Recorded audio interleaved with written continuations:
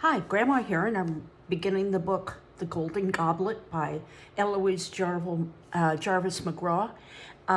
If you look at the picture, you get an idea of when and where this takes place, and also a little bit idea about who. Notice the background. Notice the way he is dressed. And then we read the back of the book to get an idea of what it is about. Ranofer wants only one thing in the world, to be a master goldsmith like his beloved father was. But how can he, when he's all but imprisoned by his evil half-brother Gebu? Ranofer knows the only way he can escape Gebu's abuse is by changing his destiny. But can a poor boy with no skills survive on the cutthroat streets of ancient Thebes? Then Ranofer finds a priceless golden goblet in Gebu's room, and he knows his luck and his destiny is about to change. Now, we found some more information out, and that was that it takes place in ancient Thebes, which we had a good idea that it was going to be in Egypt, and that it's a boy, and that it's ancient by looking at how he's dressed. But we found out that his father was a master goldsmith, and that's what he wanted to be. But something has happened to his father, and now his evil half-brother, Gebu, has taken him in. Okay, so we start out with, the other thing that's important to see is this is a Newbery Honor book. So it's very well written and has won awards. Okay. Chapter 1, and I'm only going to read part of chapter 1 because it's very long. The stream of molten gold flowed smoothly from the crucible, reflecting in its surface the cloudless blue of the Egyptian sky. Now, we may not know what a crucible is, but we know that it holds gold, liquid gold. So I think it's like a vase, perhaps, or a pitcher. Okay. The boy Ranofer slowly tightened his grip on the two stones between which he held the crucible as he tilted it farther and farther. Devotion in every careful movement of his hands and bare brown shoulders. Presently, the last drop of flame-colored liquid had run without splash or bubble into the hollowed stone.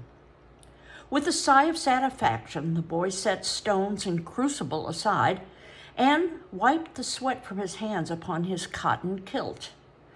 It was a gold ingot. The goldsmith would be able to find no fault with it. Already the metal was setting, the brilliant red-yellow fading to scarlet, then to cherry. In half a minute would be turned out and the mold oiled for the next pouring. Now an ingot is like a small bar of gold. Dreamily, Ranofer watched the colors dull. Splendid images drifted through his mind, golden forms and shapes, any one of which would be the destiny of this very small ingot that he, Ranofer, the son of Thutra, had poured.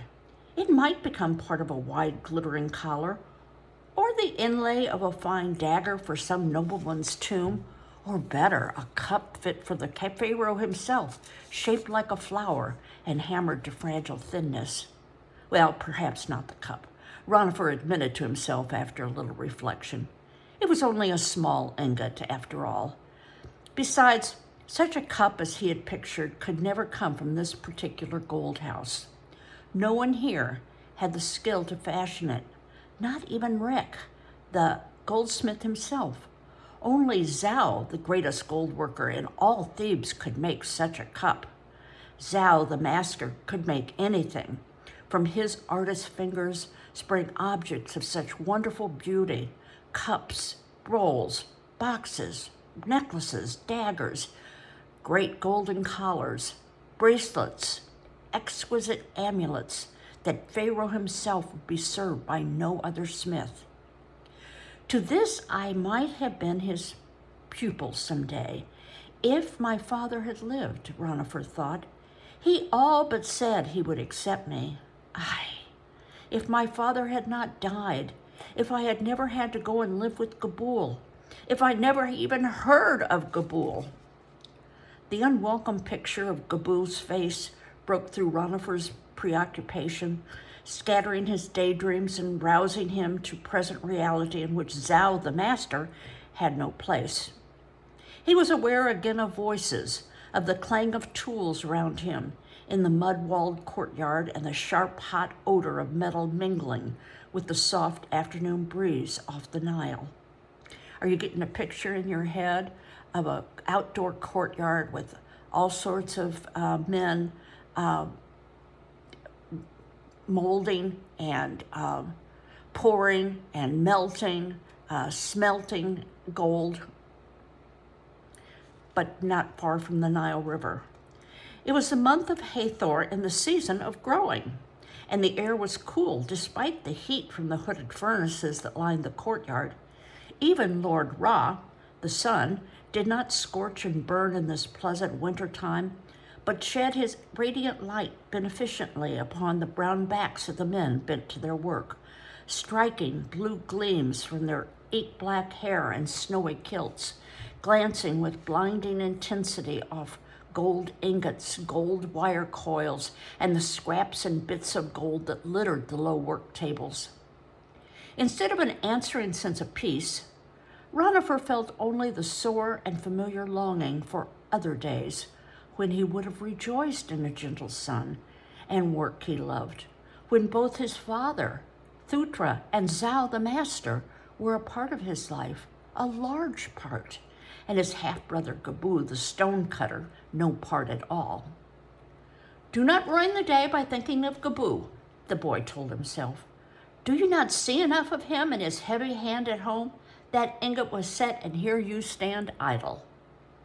He turned the ingot out and tried to loose himself again in his task, but the thought of Gebu, like the ache of a tooth, was hard to lose. Besides, his tasks were those of a hireling.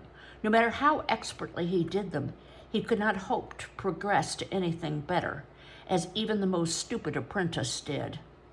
No matter what illustrious futures he imagined for the ingots he poured, his own future remained the same: pouring more ingots, making charcoal, sweeping off the jewelers' benches, while others engraved the daggers and hammered the cups, all because of Gebu.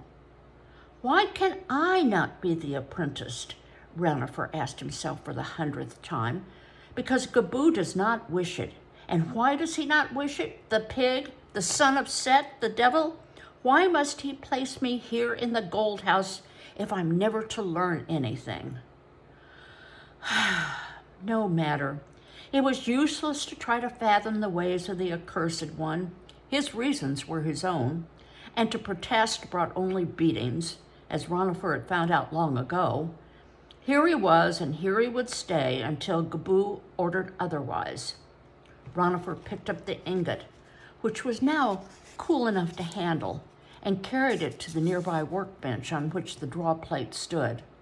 It was a circular slab of stone, held upright in a vise and pierced with a ring of holes of diminishing sizes. One of the apprentices stood there drawing wire, his shoulder muscles bunched with the effort of pulling a greased reed slim ingot through a hole just too small for it. It would be slimmer yet when it passed through the hole. Then it would be passed through one even smaller and go through every hole in turn, growing longer and slimmer all the time until it changed from an ingot into wire. On the bench beside the apprentice lay a coil of wire, finished and ready for its last annealing. Beside the coil lay a row of 3 thin ingots waiting to be drawn. Ranofer added his own, the thinnest of all. Perhaps by evening it would be wire, rounded and tempered, ready to fashion into a linked collar for some lovely lady's neck. Somewhat comforted by the thought, he turned to oil his empty mold. Too late. He saw a huddled, familiar figure emerging from the rear door of the shop, directly next to the pouring table. It was Ibni, the Babylonian porter, already bobbing and grinning at the sight of Ranofer. Wishing Reich, the goldsmith, would suddenly send him with an errand to the other side of Thebes, Ranofer turned his back on the man and reached for the oil jar. Ibni only edged closer, ducked his head even further between his shoulders, and scrubbed his hands together ingraciously. Okay, you get the picture. "Ah, greeting, and how is little Ranofer today?" he asked. His voice was like the sound of a badly made flute, and sibilant with his Babylonian accent. "Oh, I'm well indeed," Ranofer mumbled. "Indeed, this worthless one rejoices that it is so. And what of my revered friend, your half-brother and protector, Gebu, the stone-cutter? Is he also well?" Ranofer smeared oil into the mold, keeping his frowning gaze directly on his work. He could not have said why his dislike of Ibni was so intense. The man's servility disgusted him, and so did his cheesy white hands with their dirty fingernails, and the stained teeth he revealed in his constant grin. But it was more than that. There was something slimily questionable about the Babylonian that always sent prickles up Ranofer's spine. Why Gebu permitted his occasional visits to their house was a mystery Ranofer had never cared to probe into. Gebu and Ibni were certainly not friends. They were more like master and dog. "And the honored Gebu, did he enjoy my little gift of date wine last week? Did he find it as tasty as ever, young Ranofer?" "Oh, he did not say otherwise." "What did he say, little one? Did he speak not at all when you handed him the wineskin? For indeed, you did hand it to him, did you not, in his own hand, as you have done before?" "Aye, in his own hand, exactly as I've done before." Ranofer threw an impatient glance at Ibni and encountered the sharp glint he had often surprised in the other's usually vacant eyes. It vanished instantly, and the Babylonian's smile spread wider and wider. Ranofer's distress deepened accordingly. "What does he want, that sneaking serpent?" thought the boy. Aloud he said, "How can I remember what he said now 9 days later?" "Oh, well, it's of no matter. Doubtless my poor gift is not worth of comment, though he honored me by enjoying it. It is a humble wine, but good flavor. My wife makes it herself from our own dates." "I know," snapped Ranofer, exasperated at hearing it for the 50th time. He knew also that Gebu never drank the wine, though he always seemed eager to get it. Invariably, he waited until Ranofer was asleep, then in the night secretly poured it out on the pavement of the courtyard. Many times the boy seen the brown stain the next morning, still damp and faintly reeking of fermentation. There was something about the whole thing that was not what it seemed, something from which Ranofer uneasily turned his mind whenever he thought of it. It was not healthy. He had long since learned to pry into Gebu's affairs. Meanwhile, Ibni was finally coming to what Ranofer recognized at once as the point of the conversation. "Aye, a good wine, though humble. Now, if you would grant me the smallest of favor, young Ranofer, pray tell your brother that I shall send him another wineskin on the morrow, which I beg he will accept with my highest regard. Tarry a bit outside the shop tomorrow at sunset, and I shall put it in your hand." Ibni took himself off at last. Stopping the oil jug with nervous fingers, Ranofer watched him side pass the wire-maker's bench to the big water jar, get himself a drink too brief to indicate real thirst, then go back through the rear door to his job of washing the raw gold. Ranofer was reminded of an adder slithering back into its hole. He did not want that water, thought the boy. He had no errand in the courtyard at all, but merely invited one that he might find out whether I put his precious wineskin into Gebu's hand and tell me to wait for another tomorrow. But why? What is so important about a little skin of wine? Why can he not simply hand it to me sometime during the day instead of making a great secret of it outside the shop? Ranofer! The boy jumped guiltily. It was Sada, the first craftsman, calling to him from inside the shop. Hastily, he spread a scrap of clean linen over the mold and hurried across the courtyard.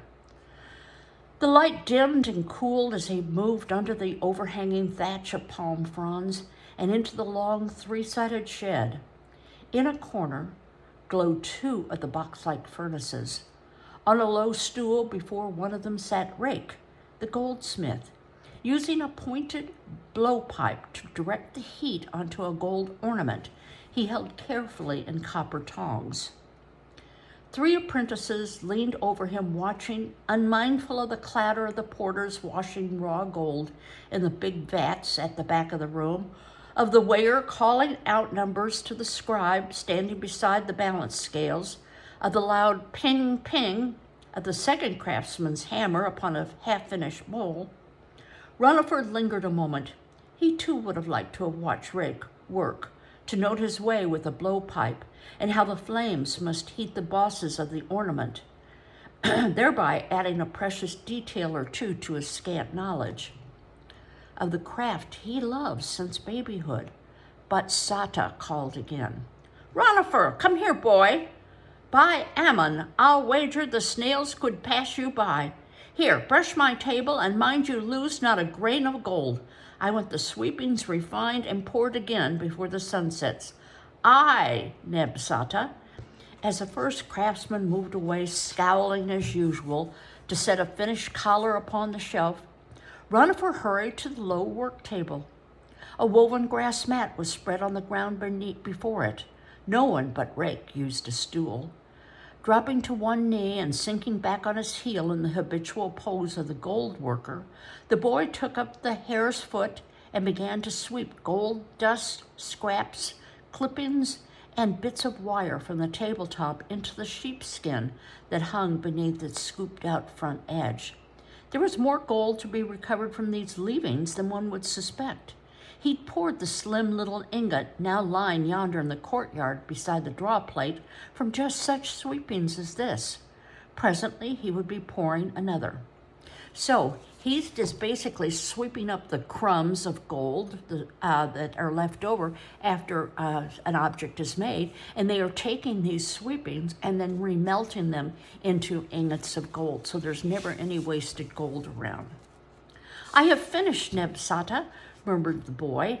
He scrambled to his feet and unhooked the sheep hide from the table, emptied its contents into an earthen bowl. He'd returned the hide to place and was starting for the courtyard with the bowl when the deep, gentle voice of Rake, the goldsmith, stopped him. Wait, Ranofer. You've forgotten to weigh your gold. Weigh it? I have nothing but the sweep here, Neb Goldsmith. Nevertheless, it must be weighed. Did you not hear my orders this morning when, nay, I remember I'd sent you into the street of the potters to fetch those crucibles? Rake sighed, arose from his stool, and limped across to Ranofer, still holding the gold ornament in his tongs. His heavy face was worn but kindly as he looked down at the boy. Know then, he said, that our weights do not tally properly at the end of each week, nor have they for some months.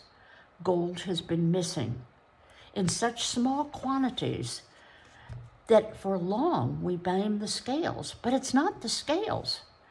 Deeply shocked, Ranofer stood with the bowl forgotten in his hand. Gold missing, he repeated.